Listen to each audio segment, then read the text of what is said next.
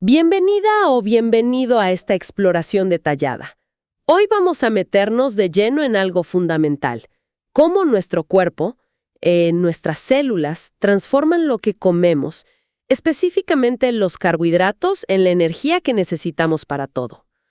Y para guiarnos tenemos extractos de un texto clave en fisiología, el capítulo 68 de Guyton y Hall, que se enfoca justo en eso, en el metabolismo de los carbohidratos y en cómo se forma esa molécula, el ATP.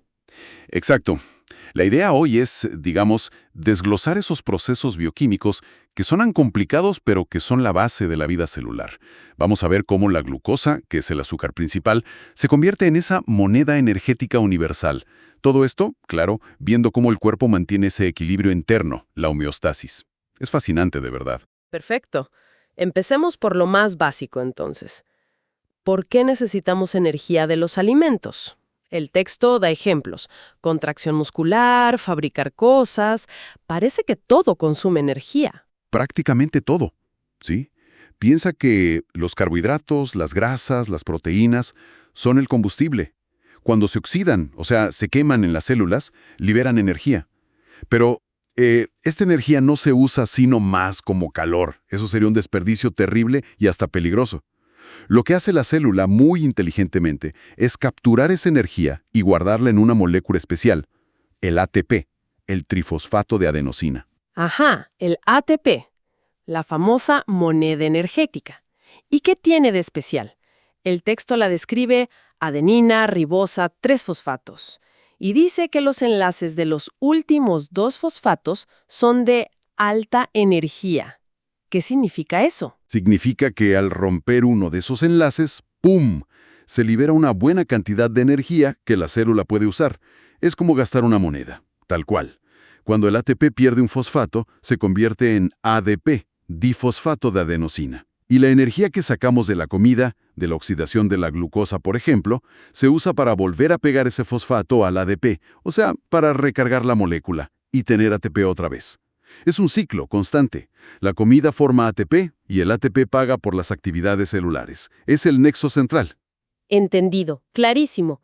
Ahora, el capítulo se centra mucho en los carbohidratos. Entiendo que después de la digestión, lo que nos llega es principalmente glucosa, fructosa y galactosa, pero que la glucosa es como el 80% del total. Así es. Y aquí hay un punto clave, el hígado. Es un actor principal porque convierte muy rápido la mayor parte de la fructosa y casi toda la galactosa en glucosa. Ah, o sea que al final casi todo termina siendo glucosa. Exacto. Por eso la glucosa es la vía final común para que casi todos los carbohidratos lleguen a las células. Si mides los azúcares en sangre, más del 95% suele ser glucosa. Y el hígado además tiene la capacidad de liberar esa glucosa a la sangre cuando hace falta. Bien, pero si la glucosa es tan importante, ¿cómo hace para entrar en las células? Porque el texto dice que no puede simplemente atravesar la membrana. No es tan fácil. No, no puede. Es una molécula, digamos, algo grande. Necesita ayuda. Usa un mecanismo que se llama difusión facilitada. Imagínate unas proteínas transportadoras en la membrana, como unas puertas giratorias específicas para la glucosa. Estas proteínas la reconocen, se unen a ella y la ayudan a pasar hacia adentro. Eso sí, siempre a favor de gradiente, o sea, de donde hay más glucosa hacia donde hay menos. Es un transporte pasivo, pero necesita ese facilitador. Y es diferente del que ocurre en el intestino. Sí, es distinto al cotransporte activo sodio-glucosa del intestino y los riñones. Ahí sí se puede bombear glucosa hacia adentro, incluso contra gradiente, usando la energía del transporte de sodio. Pero en la mayoría de las células del cuerpo es difusión facilitada. Y aquí entonces entra en juego la insulina. Leí que puede aumentar la velocidad de entrada de glucosa 10 veces o más. Eso es muchísimo. Lo es un control potentísimo. La insulina es como la llave que abre más de esas puertas giratorias en la mayoría de las células, sobre todo en músculo y tejido adiposo. ¿En todas las células? Bueno, hay excepciones importantes, como las neuronas del cerebro y las células del hígado. Ellas pueden captar glucosa bastante bien sin tanta dependencia de la insulina. Pero en general, sí, la utilización de carbohidratos está súper regulada por cuánta insulina hay y qué tan bien responden las células a ella. Vale. Una vez que la glucosa, con ayuda o sin ella, logra entrar, ¿qué pasa? El texto dice que de inmediato se le une un fosfato. ¿Por qué tan rápido? Ese es un paso crítico. Se llama fosforilación. Una enzima, que generalmente es la exoquinasa, le pega un grupo fosfato a la glucosa. La convierte en glucosa 6-fosfato. ¿Y eso para qué sirve? Tiene dos funciones clave. Primero, esta nueva molécula, la glucosa 6-fosfato, ya no puede usar las mismas puertas para salir. Queda atrapada dentro de la célula, lista para usarse. Ah, claro. La célula se asegura el combustible. Exacto. Y segundo, esta reacción, que gasta un ATP, es prácticamente irreversible en la mayoría de los tejidos. Es como un compromiso. La glucosa que entró se va a metabolizar aquí. Tiene lógica. Ahora, si la célula en ese momento no necesita la energía de inmediato, ¿qué hace con esa glucosa 6-fosfato atrapada? La guarda. Precisamente. La almacena para usarla después. La forma de almacenamiento principal es el glucógeno. El glucógeno es como un collar larguísimo y ramificado hecho de miles de moléculas de glucosa unidas. ¿Y dónde se guarda? Los depósitos principales son el hígado, que puede almacenar bastante, como un 5-8% de su peso en glucógeno, y los músculos, aunque un poco menos, un 1-3%. Guardarla así como un polímero grande es muy eficiente. Evita problemas de presión osmótica que habría si todas esas moléculas de glucosa estuvieran sueltas. Y el proceso de formar glucógeno se llama glucogenogenia. Y para usarlo, imagino que hay un proceso inverso, la glucogenólisis. Correcto. Glucogenólisis es romper el glucógeno para liberar glucosa de nuevo. Pero ojo, no es simplemente la reacción inversa.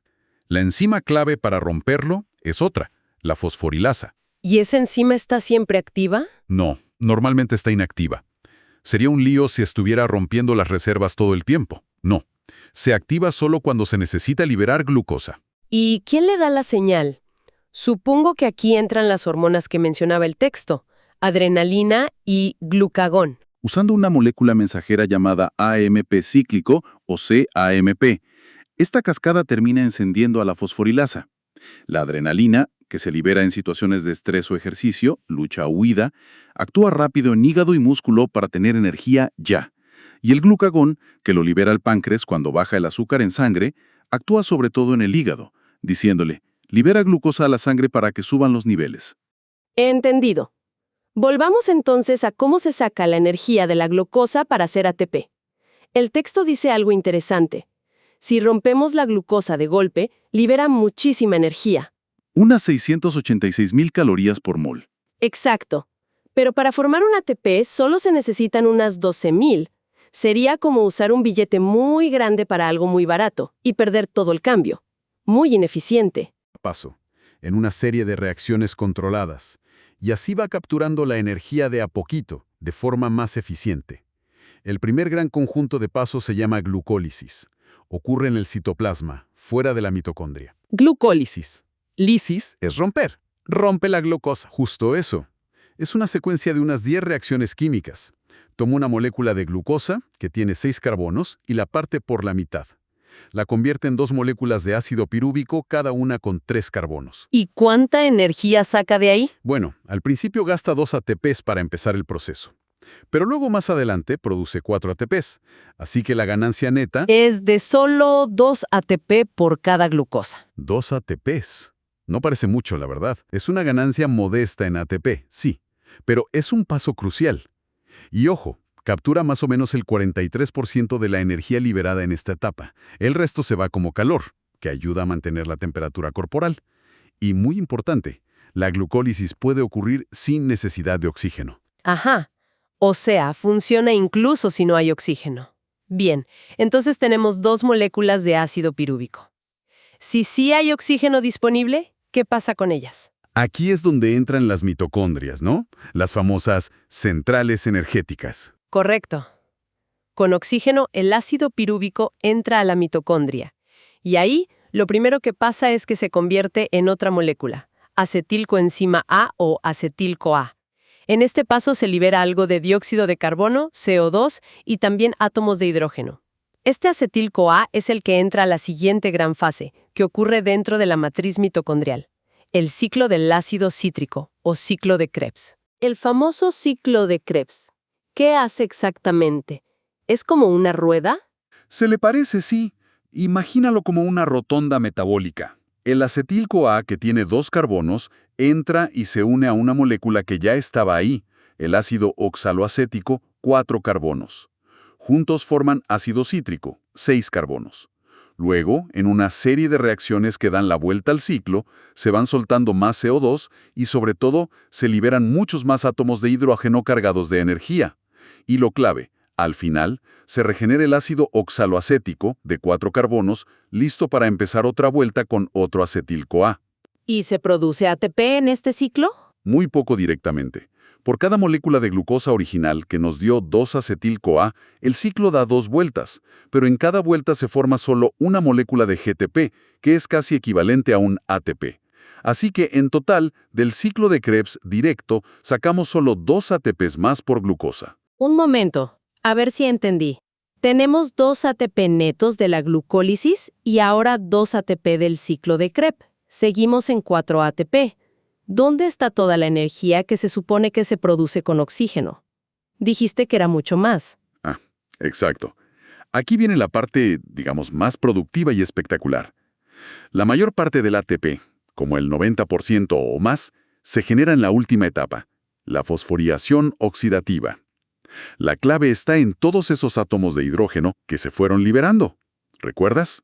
Salieron 4 en la glucólisis, 4 en la conversión a acetil-CoA y 16 en las 2 vueltas del ciclo de Krebs. Son 24 hidrógenos en total por cada glucosa. Muchísimos. ¿Y qué pasa con ellos? Su oxidación controlada es la que va a impulsar la fabricación masiva de ATP. Por eso se necesita oxígeno. Oxidación. ¿Cómo funciona eso? El texto habla de deshidrogenasas, NAD+, una cadena de transporte de electrones. Suena complejo. Intentemos simplificarlo. Esos hidrógenos, en realidad sus electrones de alta energía y sus protones, H+, son capturados por moléculas transportadoras. La principal es el NAD+, que al aceptarlos se convierte en ADH. El NADH lleva esos electrones de alta energía hasta una serie de proteínas que están en la membrana interna de la mitocondria. Es como una línea de montaje, la cadena de transporte de electrones. Una cadena. Se van pasando los electrones. Exacto. Los electrones van saltando de una proteína a la siguiente, como en una carrera de relevos, y en cada salto liberan un poquito de energía. Esa energía liberada no se pierde. Las proteínas de la cadena la usan para hacer algo increíble. Bombean los protones, los H+, desde adentro de la mitocondria, la matriz, hacia el espacio que hay entre las 2 membranas mitocondriales. O sea, sacan los protones a ese espacio intermembrana. Y se acumulan ahí, justo. Se acumulan muchísimos protones en ese espacio pequeño. Se crea una diferencia de concentración enorme y también una diferencia de carga eléctrica, como si cargaras una batería o acumularas agua detrás de una represa. Mucha energía potencial. ¡Wow!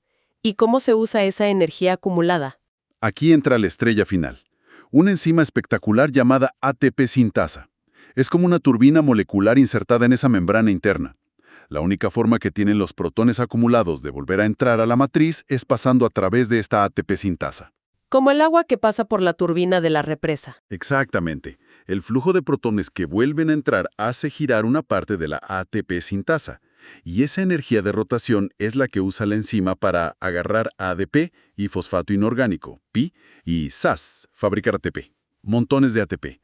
Y al final de toda la cadena de electrones, ¿quién los recoge para que el proceso no se detenga? El oxígeno que respiramos. Acepta los electrones gastados y se combina con protones para formar agua, H2O.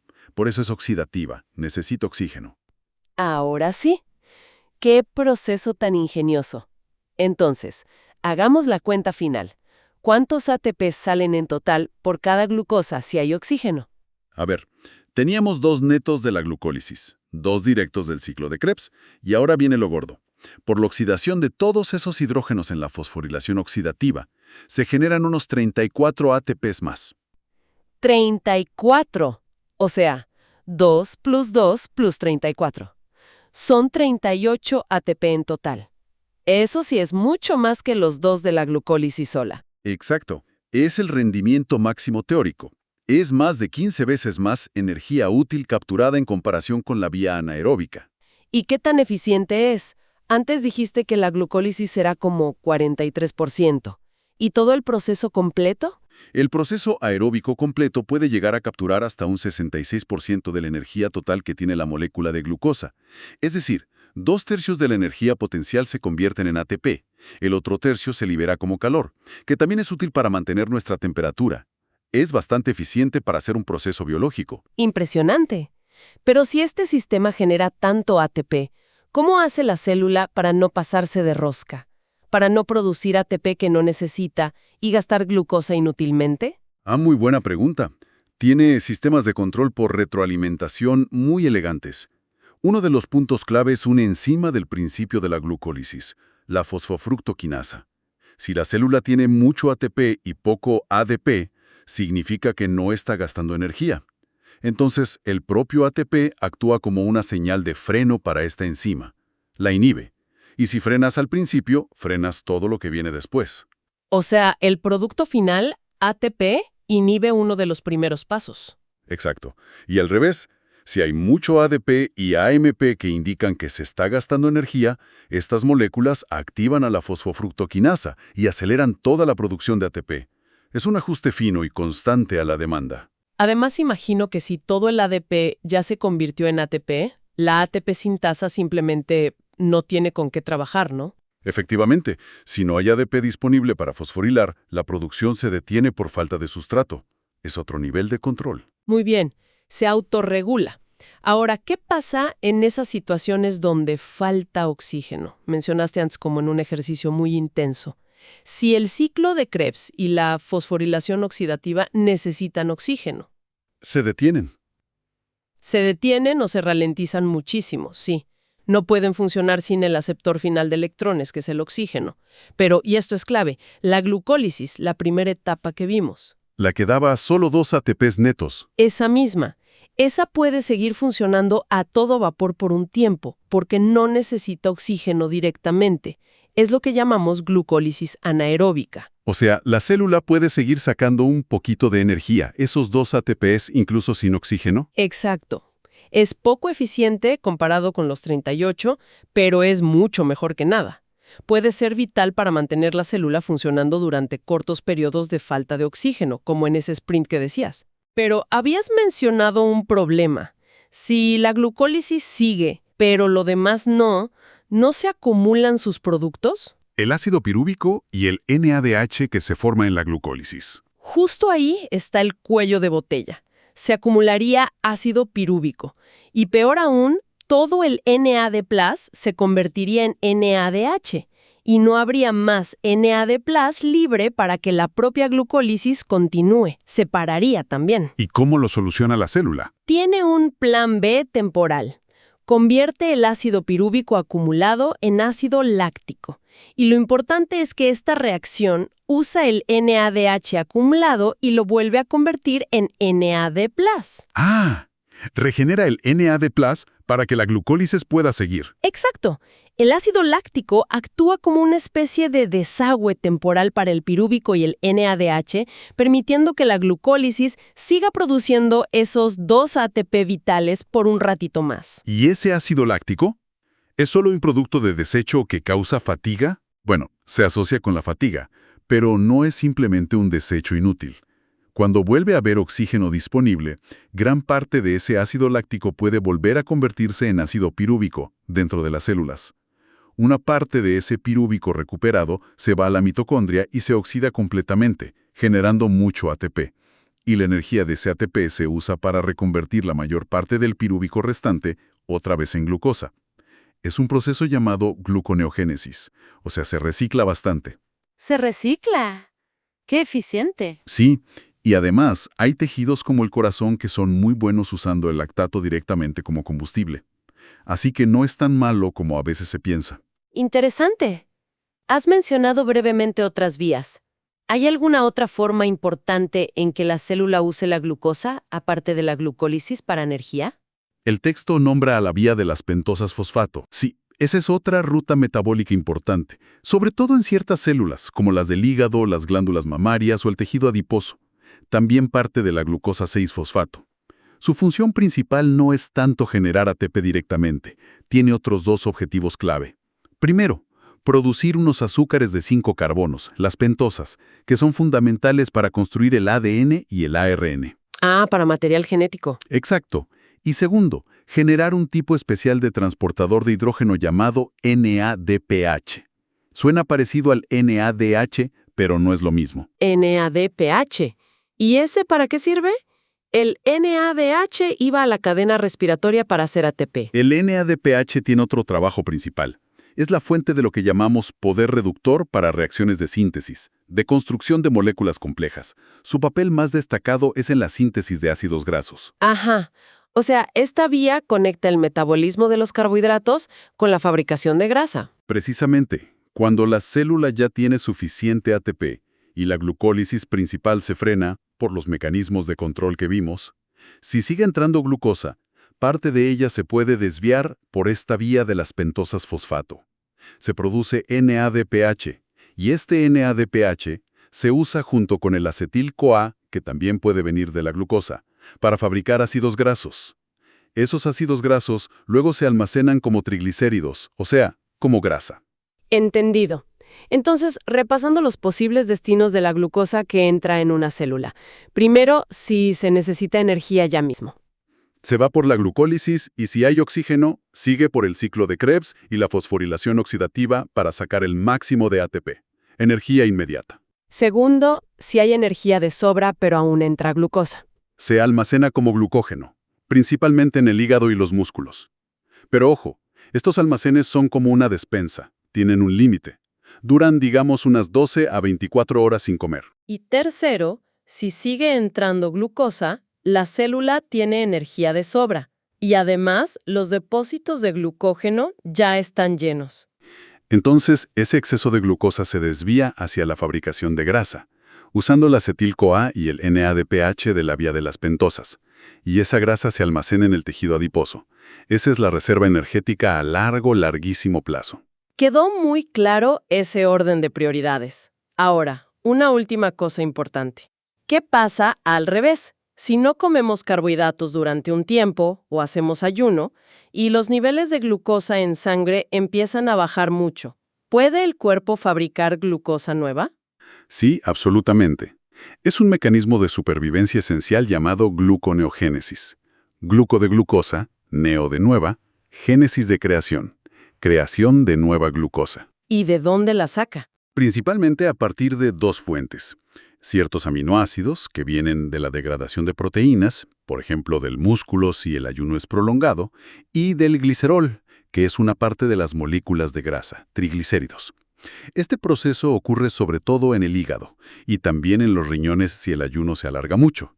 Es vital para mantener un suministro mínimo de glucosa para órganos que dependen mucho de ella, como el cerebro y los glóbulos rojos. ¿Y qué activa esta gluconeogénesis? Supongo que la propia falta de glucosa en sangre. La baja glucemia es la señal principal, sí, pero también hay una regulación hormonal muy importante.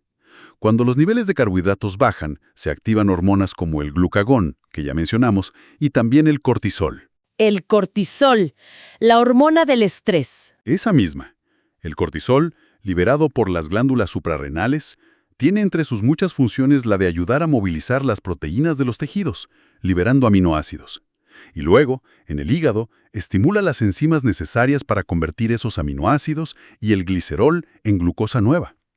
Es un estímulo clave para la gluconogénesis. Fascinante cómo el cuerpo tiene mecanismos para asegurarse la glucosa incluso si no la comemos. Para cerrar, solo una referencia rápida a los niveles normales de glucosa en sangre que menciona el texto. Sí, como referencia, en una persona sana en ayunas, lo normal es que la glucosa en sangre esté alrededor de 90 miligramos por decilitro, mgdl. Después de una comida rica en carbohidratos, puede subir temporalmente, pero el cuerpo la regula muy bien con la insulina y raramente supera los 140 miligramos por decilitro. Mantener esos niveles estables es un baile constante entre la insulina, que baja la glucosa guardándola, y el glucagón, que la sube liberándola del hígado. Un tema que seguro se explora en otros capítulos sobre hormonas. La verdad es que hemos recorrido una maquinaria celular increíble. Desde cómo se captura la energía inicial en el ATP, pasando por todas estas rutas metabólicas, la glucólisis, el ciclo de Krebs, la fosforilación, la vía de las pentosas, los sistemas para guardar glucógeno o grasa, e incluso para fabricar glucosa de nuevo. Todo está súper conectado y regulado. Es que es un ejemplo perfecto de homeostasis, de cómo el cuerpo mantiene el equilibrio interno. La capacidad de la célula para acelerar o frenar estas vías casi al instante, según necesite ATP, según haya oxígeno, según las señales hormonales. Es simplemente asombroso. Es lo que nos permite estar vivos y funcionar a cada segundo. Totalmente. Y nos deja pensando, ¿no?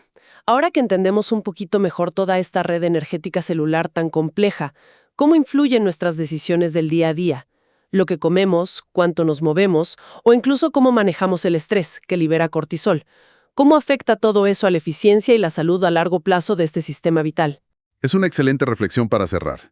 Algo para darle vueltas hasta la próxima vez que nos sumerjamos en estos temas.